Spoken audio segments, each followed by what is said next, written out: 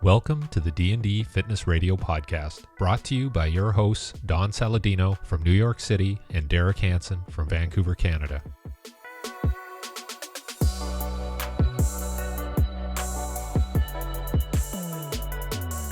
New York's interesting right now. Actually, we're starting to get beautiful weather here. Derek was just with me training in the barn, checking out all the new equipment from Life and Hammer. So we had a good few days of content shooting. It was really exciting.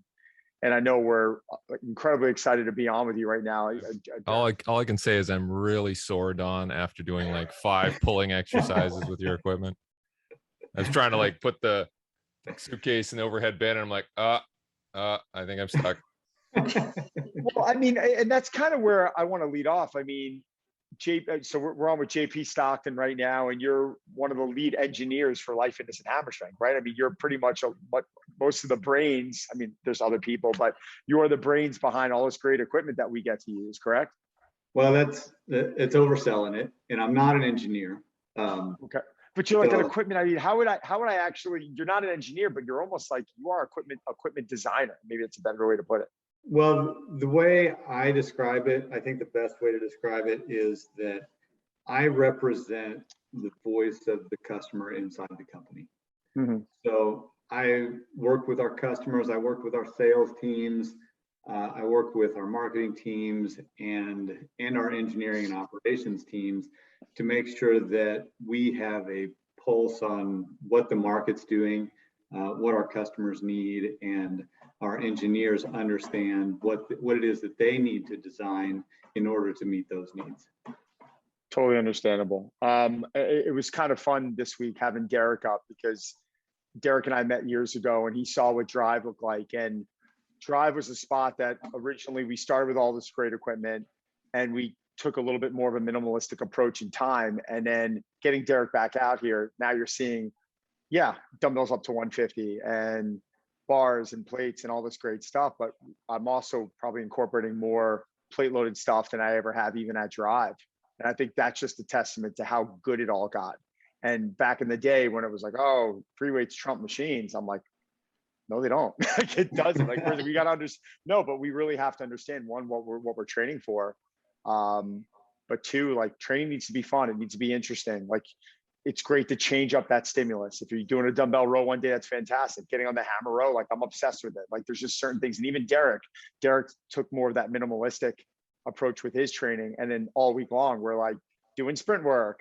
We're like getting on the plate loaded. And that to me is showing how I think fitness and training is evolving in a much better direction. I wanted to get your thoughts on that. Well, everything has its place, right? Right. And so the variety that you talk about is important. One thing, when you compare free weights to machines, there are things that you can do with machines that you can't do with free weights. Gravity becomes your resistance mechanism with free weights, so everything's vertical. But when we're on the field of play, when we're playing a sport or a game or living life, not everything's vertical. We need to work in horizontal planes, and that's what machines give you, and they give you the opportunity to guide somebody through a natural plane of motion versus leaving it all up to them to define their paths of motion. Which, you've trained a lot of people. We're not all proficient in all movements, and we have weaknesses and deficiencies that we need to address in different ways. And so the combination of free weights and machines give you those opportunities. 100%. Actually, Derek, I forgot to do one thing. I didn't introduce my sister Lisa over here.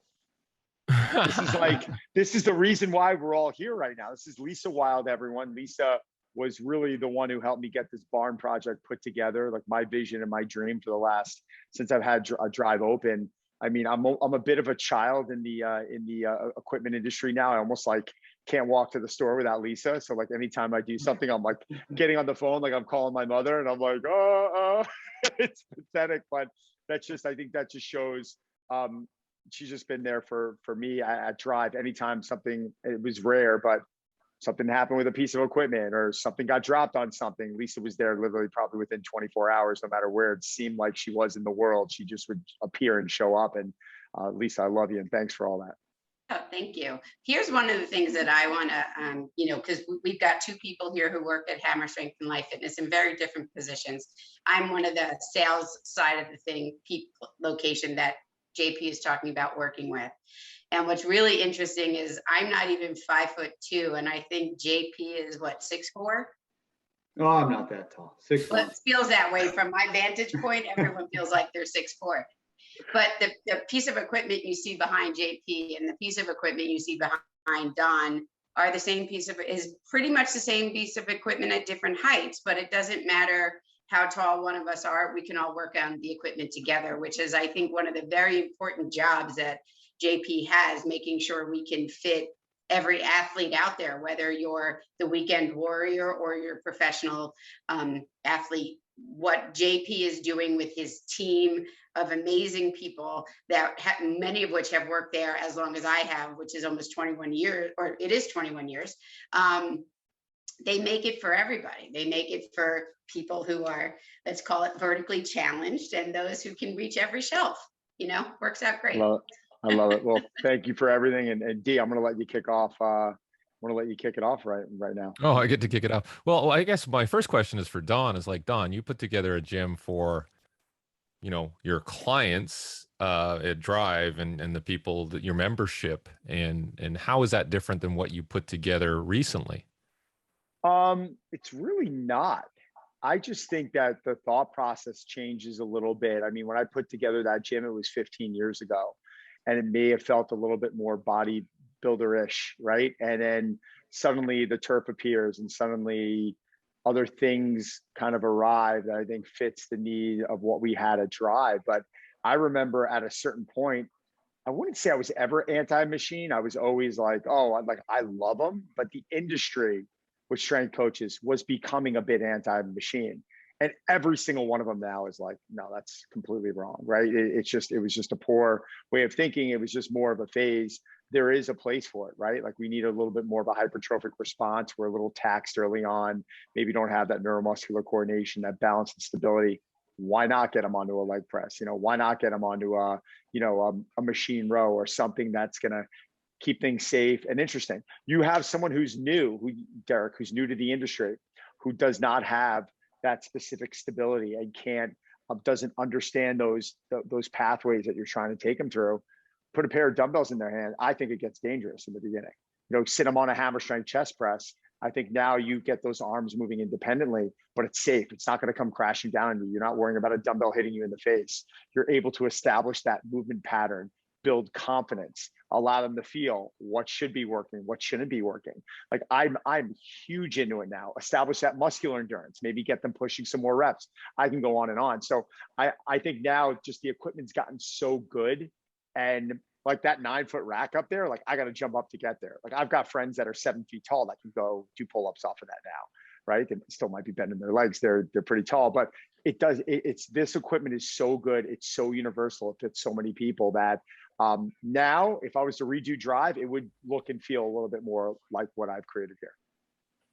Nice. And the one question I wanted to ask both Lisa and JP is, when you guys say you work, like I do consulting for pro teams, and I always go in and it's always interesting to see what they bought, and if they got new equipment, they get excited. But when you go to work with a pro team, do they have specific sort of things they're looking for, like whether it's the fit of the players, the height, size, but also like, do you find that there's personal preferences when you go from team to team? JP, do you want to take this one first? Yeah, I'll take that. Absolutely.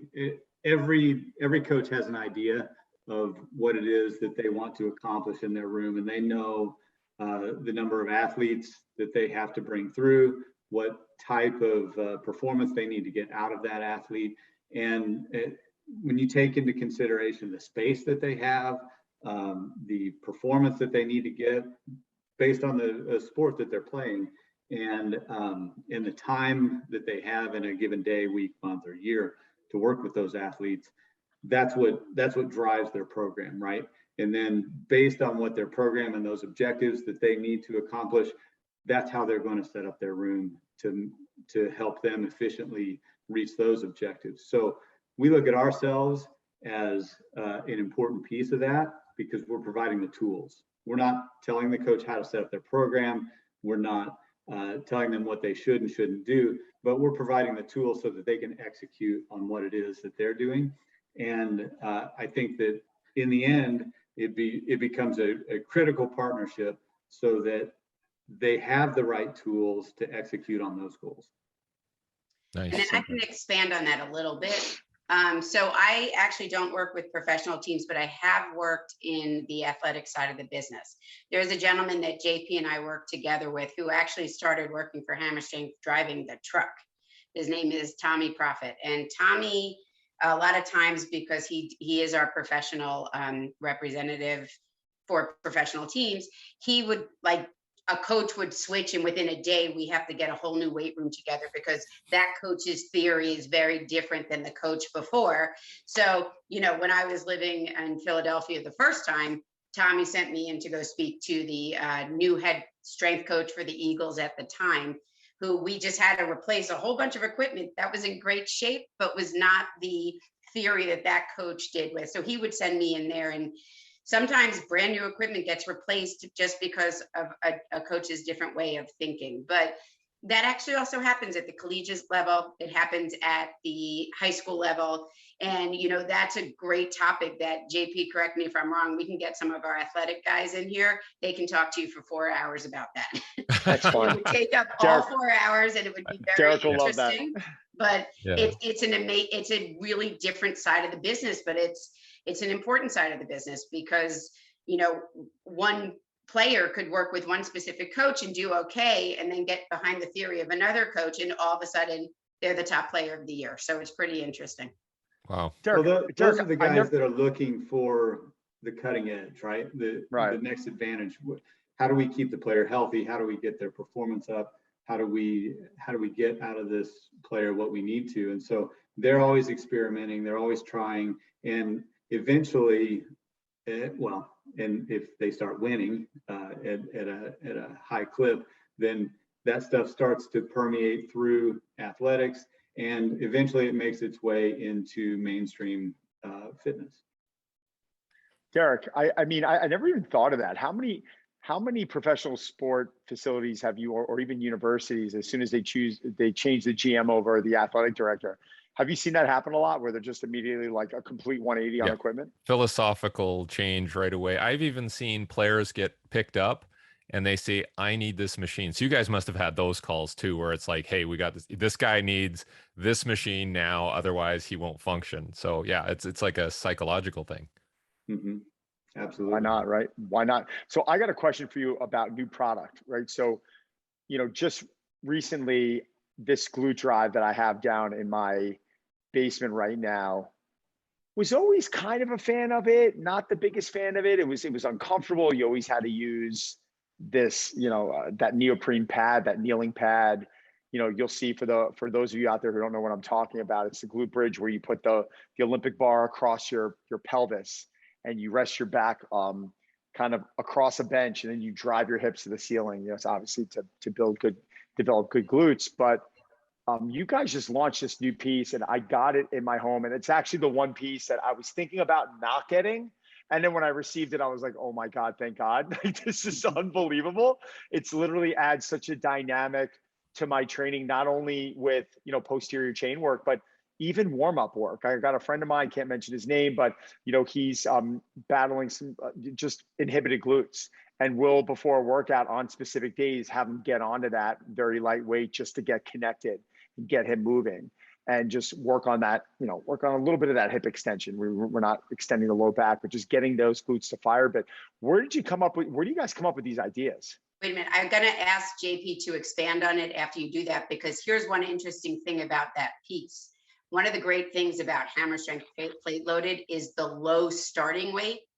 And that's a much higher starting weight than we're used to. So can you explain that as well, JP, when you go into this? Yeah, so posterior chain is really important in becoming very popular just in general fitness, largely aesthetics, right? People want to have a great looking butt. We didn't invent the glute drive or that movement, and people were dragging their barbells off the racks, and they're getting the dumbbell benches and performing this exercise, kind of messing up the free weight area in the health clubs. But there were competitors outselling these products, equivalent products or like products, I'll say, before we were. And we actually were getting a lot of questions from our customers. Hey, we want to see this out of Hammer Strength. We love everything else that we get from Hammer Strength. We don't want to go to somebody else for this product. So I guess that's a long way of saying we didn't do it early, and we don't always do things early. But I think what we do is when we do it, we put in the energy and the research and the experimentation to come out with what we think is the best product for the customer. And this is a hard piece. This is actually one of the hardest pieces that we've done in quite a while, because there's a lot to it. And when you're exactly right, training the hips, activating the glutes, this is a common deficiency that everybody has right now. We're sitting in our chairs in front of our computers all day, and we don't know how to connect. And so it's leading to lower back pain beyond the aesthetics of it. We went through a lot of decision making with this product. At first we wanted to do a roller pad to make it more comfortable. That barbell is uncomfortable. You mentioned that, so you put a pad on there. But what we discovered is people who were a little thicker in the middle, it cost them range of motion. They couldn't perform the exercise the way that they wanted to. We tried different ways of making it easy to get in and out of, and several iterations that were complete failures, to be honest. But we have a really good team that comes together, and we experiment, and we talk about ideas, and we kind of go through and check off what makes sense and what doesn't make sense. And as we start prototyping, we learn more each time, right? And so everybody on the team, the engineers, myself in product, and then we bring our sales teams in, and ultimately some customers to take a look and give us some feedback on the path that we're on. And this one turned out really great. And there's always opportunities to create new and exciting and fun products, and we're excited about this one. And the market so far has told us that they're excited about it too. JP, can I ask you one question? I'm sorry to interrupt, Derek and Don. So we at Life Fitness, we like to say we're one team, and we're one team atmosphere. Can you just give us the names of the people on your team because this is definitely not one person that comes up with these products and these iterations. It's an entire team. So starting with Greg Highsmith, can we go through and who's on your team? Well, our team in strength product management, Greg Highsmith has been leading our group for decades. He's been in the industry. I think he's going to push 40 years pretty soon, with a long history in the industry. I think he is probably the greatest strength mind in our industry, and I'm blessed to have him as a mentor and a leader. John Lindemeyer oversees Life Fitness Strength. He's been with the company as an engineer, and as a project manager, and as a product manager for many years. So he knows the ins and outs of the company as well as his particular categories. Justin Wireman covers all of accessories for Life Fitness and Hammer Strength. Myself, I cover Hammer Strength structural products, so the things that you're using, the plate loaded, the racks, things like that. And then we have Josh Johansson, who helps us all. He's a young member of our team. He's been here 3 years, but the enthusiasm and the willingness to just get his hands dirty and be a part of everything has been a huge add to our team. Thank you. Awesome. Thank you. One D, question. take it up. Yeah, one question I had was, how do you guys come up with the geometries and the leverages and all that sort of stuff? Like if we go back to like Nautilus, Arthur Jones, and those philosophies, and then Funny Like- you say that name. Yeah. I had to throw that in there. Anyways, and then I'm working out at Don's place, and I'm like, I don't think I felt that lat that way because we're using a different pulling machine. And what goes into it? Is it feel? Does somebody get in there and go, yeah, that feels right? Is it science, physics? Is it everything? Yeah, it's all the Do you know above. who created Hammer Strength, Derek? Wasn't it Arthur's son? Yes. Yeah. Yeah. Yeah, so if you go back through the history of Hammer Strength specifically, Gary was in strength factories his whole life, you know, as a teenager, helping to design Nautilus equipment. When he founded Hammer Strength, his objective was to create products that are natural to the user. So if you ask Gary, and you go to any of the Hammer Strength machines, what muscle does this machine train? He'll look at you and he'll say, I don't know. And the reality is, you know, I think Greg learned this lesson early on when Greg had an opportunity to learn from Gary when Life Fitness was purchasing Hammer Strength back in the late 90s. And it's not that Gary doesn't know, of course he knows, but he doesn't care.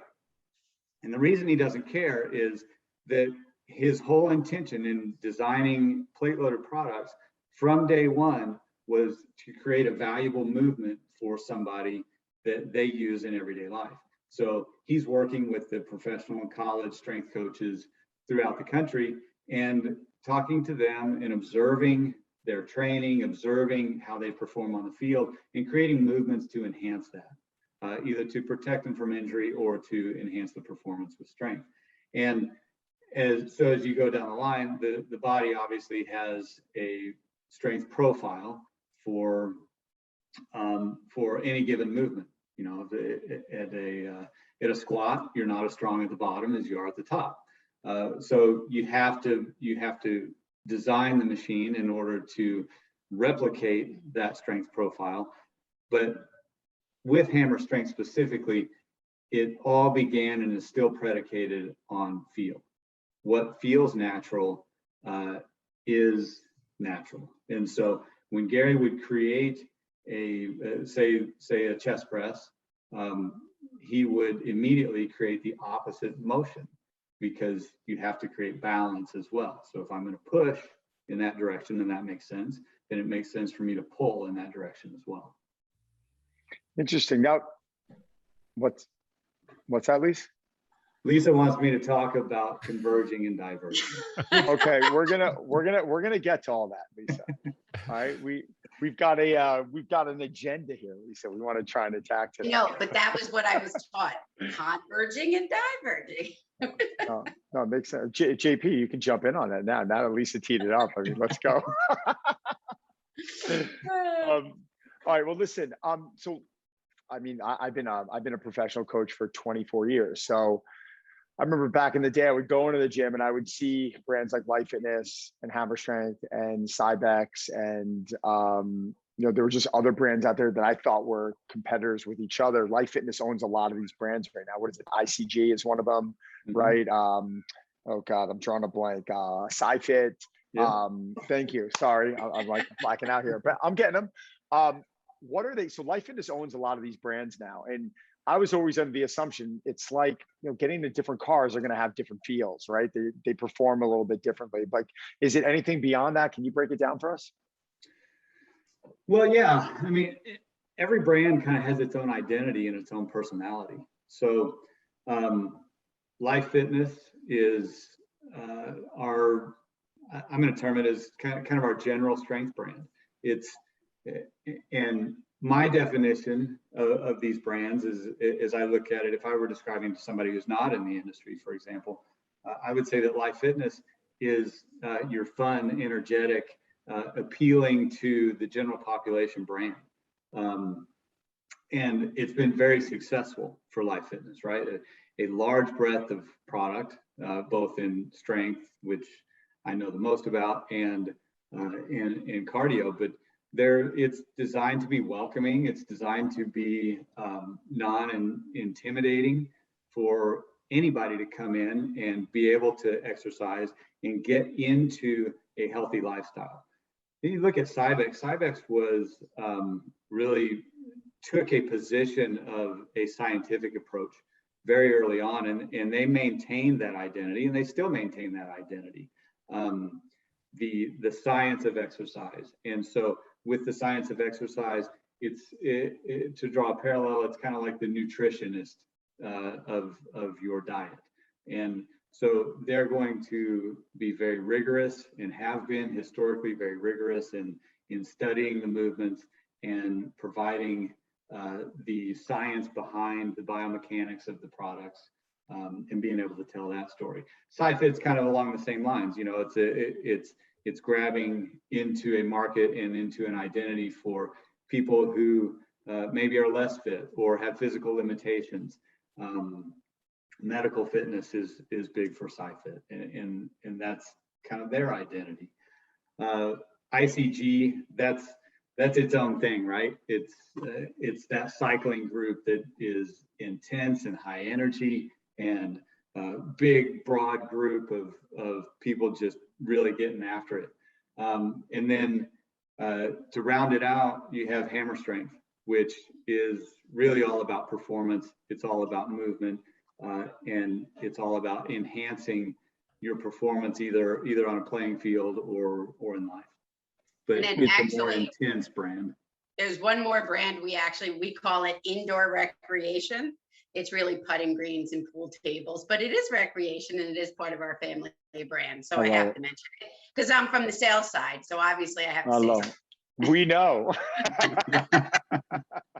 D? Look, I even put my shirt on. You're like a true pro. I'm telling you, Lisa, it just shows like you are the best. We definitely love you over here. Derek, hit it. What are some of the big things that you guys have seen in the last 2 years in terms of how you've pivoted, or if at all, with, you know, maybe what's happening in the commercial industry versus people wanting to build their own private gym, like Don?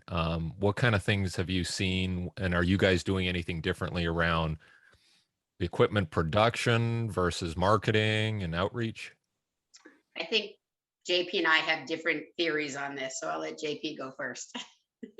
Well, I mean, it's quite obvious that our commercial customers and our friends in the health clubs, they've really been hurt. Any place that's commercial in the last couple of years, and it's challenging for their businesses. It's challenging for our industry, and it's challenging for our business. That's where the majority of our sales are. That's what we design products for, specifically. So yeah, I mean, the last 2 years have been difficult. That said, we have seen a trend, of course, of people buying equipment for their home. You had either people go home and stop doing anything and gaining a lot of weight, and you had another subset of people who got really fit and got determined because they were at home. So yeah, we're taking that into consideration, and we're serious about being able to provide avenues for customers and end users, regardless of if they want it in their home or if they want to find it in their commercial space, or if they want a combination of the two. Like I said before, we consider ourselves to be the tool makers, and we want fitness and health to be accessible to as many people as we can reach. So from the sales side of things, you know, JP's and Greg Highsmith and John and all our entire team make it very easy for us to do our jobs, to be clear. The climate of the world has been making it a little bit more difficult with all the pictures of the boats lining up to the port of LA. But where we had to change how we were doing things is we had to rethink our terminology. So we're not fitness equipment suppliers. We are amenity suppliers. So anything from the Brunswick side of things, which, you know, when we were bought by KPS, who owns us now, we used to be part of Brunswick, which is a publicly held company. They took the indoor recreation part to make us really a one-stop shop. You know, Justin Wireman really went out of his way to find more accessories to us. And through the pandemic, we came up with accessory packages, which did really well. And that was actually, the athletics team came up with very specific packages for certain athletes. Teams were buying small home gyms for all of their athletes so that they could stay in shape without having to deal with being in a mask or being in front of too many people. So we took what we had, changed our terminology, and just kept selling. Now we still keep selling, but lead times are a little bit longer for us, but that doesn't mean we don't have fresh and new product to sell all the time, because we do. Hold on one second. I wanted, because you mentioned about those home packages, right? You mentioned about those kind of bundles, and I heard you talk about that in front of me a couple months ago. What if those, like these athletes, when someone's going and buying a bundle like that, buying a package, what does that look like? What are they receiving? So JP can talk about the athletic packages, because I didn't really, at this point in the business, I'm not really doing a lot with athletes. I was putting together packages for there were a couple of big box gyms that were really trying to help their local members, and they had us put together packages which had 5 and 10 pound dumbbells and some strength bands. And I think on the athletic side, correct me if I'm wrong, JP, it was more about Olympic bars and maybe a bench in there and some heavier kettlebells. Is that on the correct path, JP? Yeah, because the athletes got sent home too, right? And they needed to continue to train. And I think a big concern of everybody's was, when those athletes come back and get to play, are they all going to get hurt because they weren't under the supervision of their strength coaches? So a lot of the teams did a really good job of providing some money for the athletes to be able to get a subset of equipment at home, at least racks, benches, and some free weights and bars, so that they could continue their training. The other thing we were seeing is that the garage in a person's home was no longer for their car. So I remember I went down to get up, out of the cold weather of the Northeast. I went down to Florida for a couple of months last year, and you'd take a walk in the middle of the day to get out and about, and everybody's garage was open. The cars were on the street, but inside you can see it behind JP, if he would turn his camera a little bit. We've got the Hammer Strength home rack there. I saw those in a bunch of locations, and we had plates and we had everything else. I mean, I don't know if anybody tried to buy a dumbbell in 2020, but it was a little bit difficult after about April or May to actually get your hand on a dumbbell.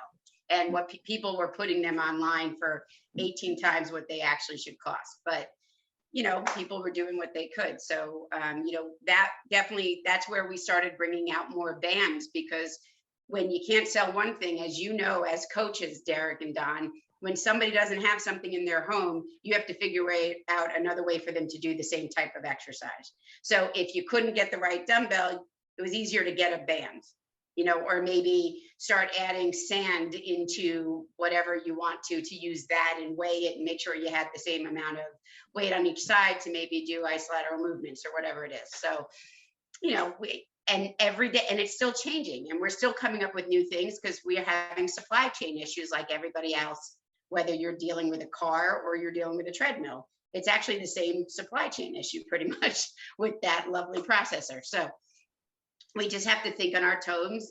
We have to tell a different story about the same product and see where it can get us.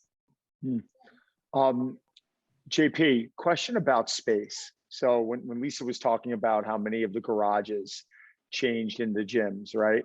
What do you think is a minimal for general fitness? I'm not talking about a professional athlete. I'm not talking about anyone who needs area to jump, or even though I still feel that's general fitness, but it's not part of their job, right? So what size space is someone going to need to be able to build something in their home that's very useful, very functional? Well, I tend to think that the barbell is the most efficient way to have a home gym. So for me, I've got a space behind me that's pretty small, actually. If you're going to have a barbell, you need 10 feet in width, and you need probably 6 to 8 feet in depth. And that's probably a minimum space that's required to be able to do what you need to do. Now, it's nice to be able to step into your living room or step outside to do some additional either warm up work or stretching and things like that. But as far as equipment space, you could put together a pretty comprehensive area with those dimensions.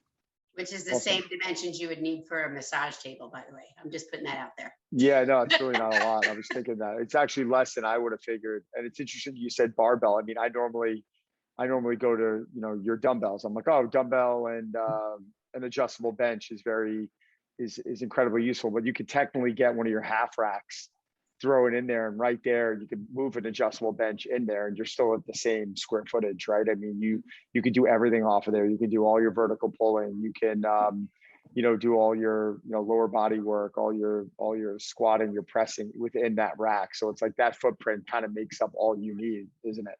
Yeah. Pretty awesome. Hey, Dave. Treadmill. I got to ask about treadmills. I knew, I was waiting. I literally had that marked down. I've been holding it in, man. I've been holding it in. Chomping at the bit right now. I could tell. Yeah. So Don was one of the first people to introduce me to like a manual curve treadmill and non-motorized, and I've been using them ever since, even for some of the courses that I teach. Do you guys? Don was saying you guys have something that would satisfy that requirement? Oh, well, funny you should bring that up. Yeah. Again, so here's another example of not first, but I think really great as far as what the product is coming out. So our curve self-powered tread, it's called the HD tread. We have an HD line, we have HD Elite and HD Athletic racks, and now we've got an HD tread, we've got an HD air bike, and we've got an HD Spark. All three of those performance trainers offer something different to the customer, and they're our first step into something out of pure strength for hammer strength. So the Hammer HD Spark is a lot like a sled push. It's a guided path of motion. It's got resistance levels that you can set on it, but you get in this thing and you do a set of intervals, and you don't need much more than 5 minutes of intervals on it before you've had enough. Air bike, most everybody knows what an air bike is. And most everybody has the expectation that as you drive it really hard, it's kind of rattly, and my head goes back to the 1970s, and you see grandma on the air bike pedaling and blowing her hair up in the air. But they're used in a really aggressive hit application these days, right? So people are jerking the arms off, and the seats are all wobbly, and the pedals are flying off. That's not the way we do things when we develop products with hammer strength. So our HD air bike is literally built like a tank. I mean, it has more structure, it has more testing, and it has more durability than any air bike that you would ever get on outside of hammer strength. So we're excited about that piece too. We put it into a couple high use locations. It's not shipping yet. It'll be shipping probably in January. But the feedback has been phenomenal. And what it comes back to, what the feedback has come back is, this is a hammer strength air bike, which we take great pride in that. And it has something to keep your hair from blowing up too, just for anybody. Right. You're all excited about that. I know I am. I love it. You can control the air. So then, Derek, that takes us to your initial question, which is the curved treadmill, and that rounds it all out. So the air bike's kind of your total body piece. The Spark is your sled push. Then the curved tread is your pure sprinter. Not the first ones to come out with the curved tread. And it was challenging to develop, but we're really excited about it. We'll have it probably March or April of 2022. It'll be shipping to customer sites. But I personally, and it might sound funny, representing Life Fitness, but I don't use treadmills. If I want to run, I go outside and run. If I want to do sprints, I go outside and do sprints. But this to me is a different animal, where you can get on have a quick startup of your console, do fast sprints, and you're not going to be limited by the machine. I think kind of like drawing that parallel to going outside and running. It's you get on these self-powered machines, and the machine is no longer a limiting factor. So it's a little bit like the same philosophy that Gary Jones had with Hammer Strength. He wants the machine to become part of the user, so to speak, so that it's not inhibiting to the experience. It's enhancing the experience. Correct me if I'm wrong. You're in Minnesota, so you're going out in the snow and running. Yeah, you're going. I was about to say that. He's not running much then, right? I will, but I don't do half marathons or anything like that. So I'll go out and get a quick interval run and come back inside and get warm real fast. Now, I like how you were saying with a lot of the products, you guys aren't the first to the game, right? But somehow you guys are always figuring out a way to engineer it where, you are excelling, you are kind of, taking a step ahead of other companies that might have been doing this a lot longer. I mean, you look at companies like Woodway and Trueform, and I know, the Italian company, I'm drawing a blank right now. Techno Gym. JP's wearing those colors right now. But like, I'm still logo. Strength. Yeah. What is? Yeah. So, but those, we have seen them evolve, but they're not perfect.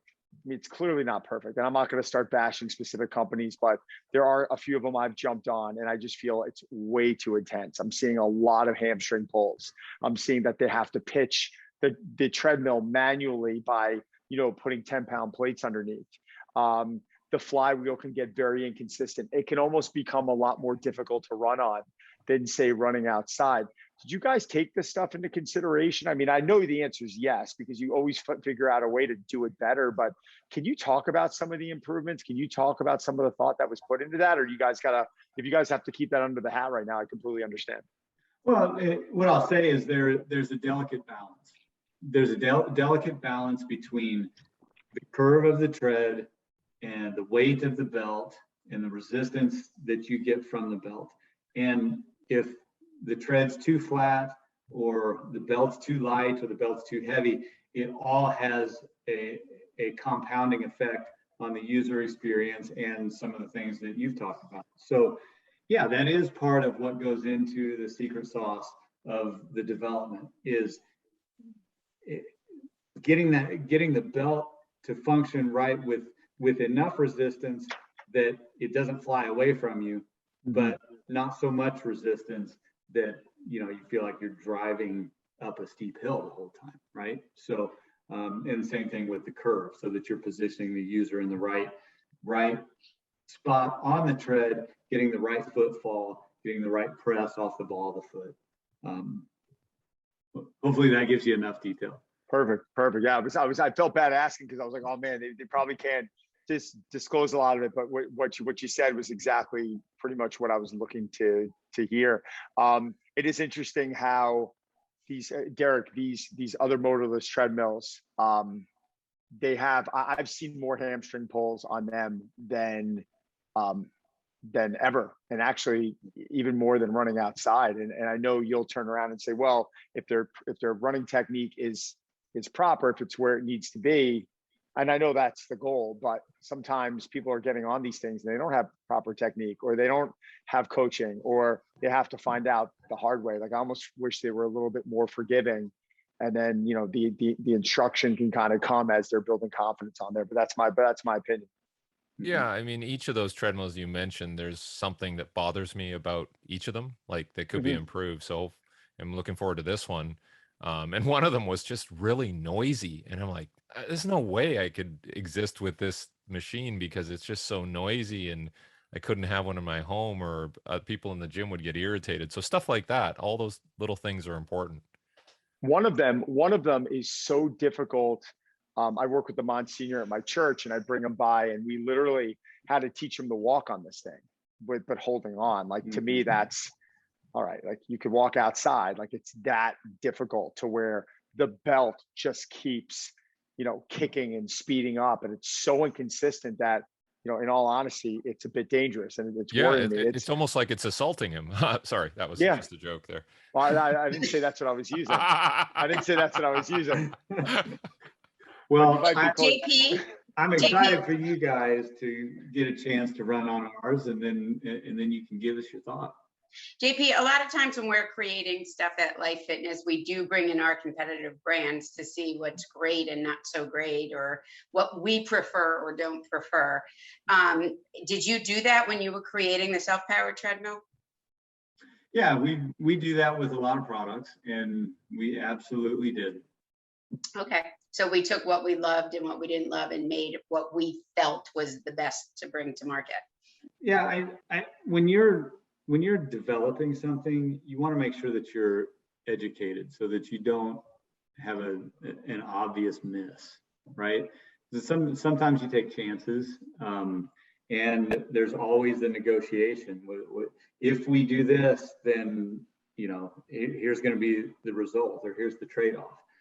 But you want to know what's available to the customers today, and you want to know how their customers are responding to that, so that you can ultimately advance the category or the industry or the market. And I think that's what the competitors are doing too, right? We're all pushing each other, and I have a lot of respect for our competitors, because they're doing things to advance the industry, which in turn does things to force us to be better as well.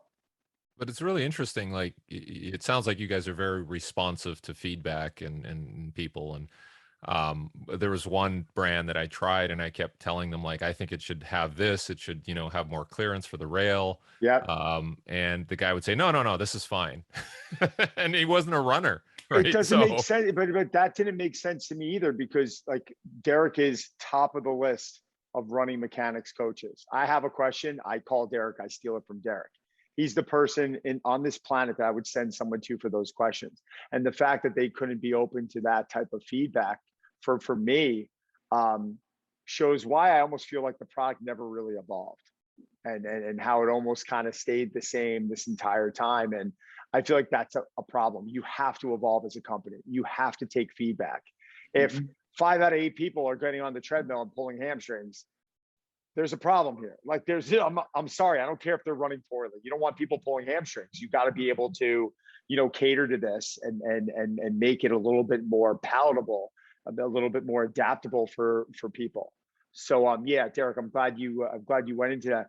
Jumping into the home gyms now, I can't tell everyone out there what, a set of dumbbells, an adjustable bench, and some of my people in New York City, I love, like I live in Long Island. I can run outside. I can go do those sort of things. But in Manhattan, especially, they don't have the luxury of being able to early morning take an elevator down and run on the street. Sometimes they have to go to the park. Sometimes they don't have that time. So a lot of times I recommend that air bike that you guys are coming out with, because it's lightweight. It's literally this wheelbarrow concept where you can just pick it up, move it around. It doesn't take up a lot of space. And you can literally fit those 3 pieces that I just mentioned, like in the corner of your living room, where you can even wheel it out of the way. It's so easy for people in New York City to do that. And there really is no excuse now. And I think that's what we've seen over these last 2 years, where in the past, everyone had those, gym memberships, and they're not going anywhere. But coming from a gym owner, coming from someone who's been in that business for 15 years, I did see a huge drop off in retention, where if someone was showing up to the gym and making it a kind of a social component, an activity for them every day, 5 days a week, they've now moved that to 2 to 3 days a week, because they've built this trust over the fact that they can have equipment in their home and get it in right. And they can now they don't need the full hour. Now they're like, you know what? I can wake up on a Tuesday, which is typically a day I never was able to get to the big box gym I worked out in New York City, and train for 20 minutes and be in the shower and be out of the house in 45 minutes. So that's where I think it's been great to see, even as a company, you guys evolve and you guys be able to offer that type of product that can honestly fit anywhere at a commercial grade. It literally is commercial quality now. D, you Sorry.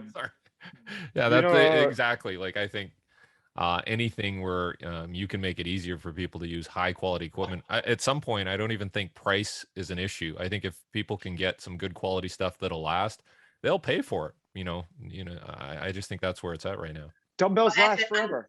Yeah, and on the sales side, people already say to me, you work for a company that on the strength side, especially, I remember when I first started with Hammer Strength and Life Fitness, I was down here in Pennsylvania and I walked into a high school and I found, it turns out, and they still have it, and it's right near where I'm living right now. It was serial number 002 for Hammer Strength chest press. And it only came in one color. And it looked a little bit less robust than we have it right now, but the motion's exactly the same. So I do work for a company where sometimes you don't need to replace stuff for 20, 30 years, but we're always coming out with something new. We're always listening. And, you guys were talking a little bit earlier when you were talking about the air bike and talking about we like to listen to what people want and what's working for some people and what's not working. And I remember the first trade show I ever went to, we had just come out with our V squat. Now, again, not only am I not 5'2", but I was also a gymnast. So my flexibility is there. And we were talking about this new piece, and one of the guys who we worked with said, Lisa, get on this piece. And I got on it and I bottomed out because A, I'm short, and B, I'm flexible. But they ended up changing the pitch of it. So they actually were like, you know what, this needs to work for everyone. So right then and there, they brought Greg Highsmith over, and I don't know what changes he made because I never really asked, but I do know that after that, they did make some changes and we were able to hit a much larger demographic than we originally thought we'd be able to. So that's one of the reasons why we like to say we bleed Life Fitness red, which is Pantone 186. But you work for a philosophy and you work for a company like this, and you can't go anywhere else. Right. So no, absolutely. And I'm definitely, I drank the Kool-Aid a long time ago on that. But if someone's interested, guys, in outfitting their home gym, or even just kind of getting a general idea of what could fit into the space, what are their first steps? I mean, we've been on almost an hour already. We can keep going, of course, but like, how will we tell people to kind of look into this sort of thing and figure out with the space they have, what should they be putting in there? Do you want me to take this one, JP, or you? Go ahead. So one of the ways we can work on it is actually, if you go to our website, we do have a planner, and you can actually kind of take your dimensions and put it in there. Usually, and correct me if I'm wrong, JP, our first question is always about ceiling height, because depending on the home you're living in, that's actually a big obstacle that some people have to come over. Like, not everybody could put a 9-foot dual adjustable pulley. That's our first thing. We have to find out what space they have. And then once we understand that space, we have a breadth of product unlike no other. We are the largest equipment manufacturer in the world. We can make it work. But some of the limitations is not always about the person, but about the space, the ceiling, the width of the door. We have something to fit every situation, but there's a lot of questions you need to ask before you ever put a piece of equipment into a room. JP? Yeah, so we've launched a new direct-to-consumer website where you can order consumer products from us.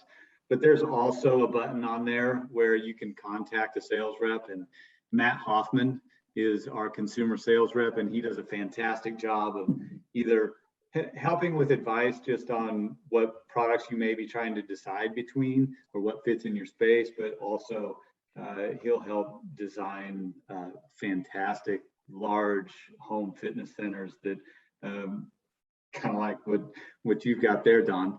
And so the guidance is there, whether you want to just buy a treadmill and transact it online, or if you want somebody to help walk you through it. Awesome. And where can they, and is it just lifefitness.com? Where should they be going to check that out, Lisa? Shop.lifefitness.com is where we do our consumer products, but they can also go to our regular www.lifefitness.com and get to any of our brands, any of our representatives, and get any help that they need. Yeah, I just went on there right now, and you can go to home products and see all the brands and everything. So very easy. Very easy. And obviously, if there's any questions coming in and someone wants to fire it over to me about what I did at my gym, please feel free to do so. I can go more than happy. Have you done a walkthrough, Don, and published a video yet? Yeah. Yes. So one.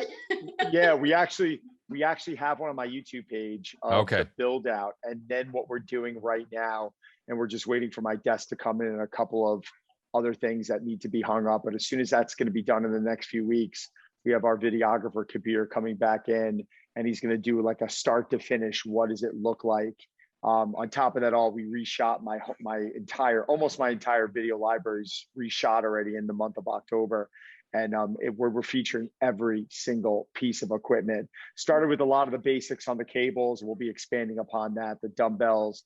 But you're going to be able to see every single thing that we use in my video library, and descriptions. Each video is probably 30 to 60 seconds on the exercise and how to adjust the movement when you're on the chest press. Where do you want the seat height, et cetera, et cetera. So if you're joining my challenges or my programs, you're going to get that type of quality video, not only explaining what it's working, but how to get into this thing and feel really comfortable and just understand how easy it is, because it's so simple. It's so simple that it almost allows you sometimes to ask questions like, is this the right adjustment? It kind of almost fits to where I need to be. And JP, it really has been impressive, even all the way down to the pull down, where a lot of the pull downs in the past, where you go into other gyms, they're so short that most people on lat pull downs are bottoming out if they have longer arms. This is much longer. There's just things that I see have evolved with the company, and just thanks a lot, because you're making my life a lot easier.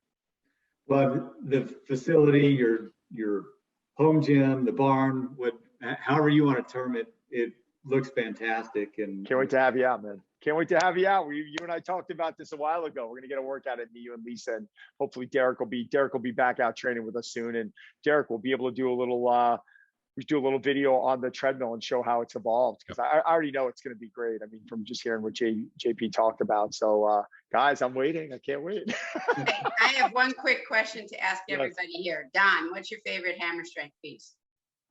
Ooh,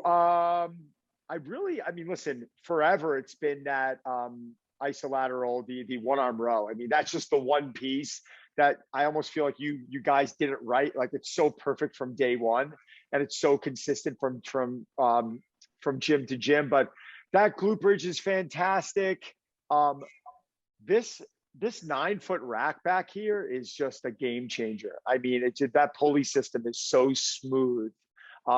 The incline chest press is incredible. So just Absolutely. The company. We'll just say you like the company. I'm leaving it all. No, it's just, no, but it really is. I get excited to talk about it because what I have here fits. It really is. It fits. It checks a lot of boxes. So Derek, it was exciting for me to get Derek out here, because Derek's got a great home gym, much more Olympic lifting, much more barbell work. And to get him on some of the machines, on some of the plate loaded, he was like, oh my God, like this just feels so good. He was cursing me out when he was on the plane flying back to Vancouver because he couldn't pick his arms up. But yeah, Derek, what was your favorite piece?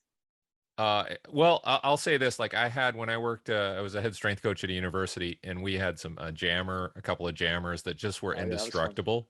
And the only thing I had to replace were the rubber pads, right? But other than that, at Don's place, I just enjoyed, like, a lot of people were crapping on certain things, like leg extension. They have nice leg extension machine, seated calf raise, little things like that, little nuances like that were impressive and just fun to use again. Yeah. JP, do you have a favorite? If we're talking plate loaded, I've always loved the front pull down. A really nice natural motion. I like the belt squat too. It's a different way to get at a squat, and it's new. So I'd be remiss if I didn't say that. And so those would be my top two. It's funny, Lisa. I can actually discuss this, but Arash Rabar, who's an Olympia competitor and finished second in the Arnold Classic. He's an incredible classic physique bodybuilder.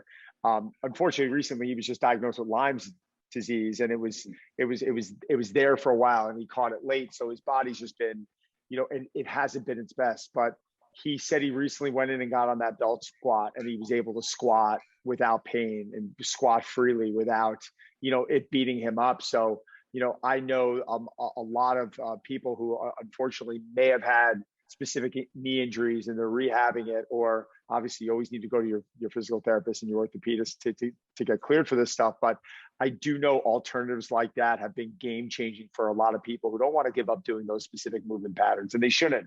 But I think it's been very special for them to be able to reincorporate those machines back in. It's been very helpful.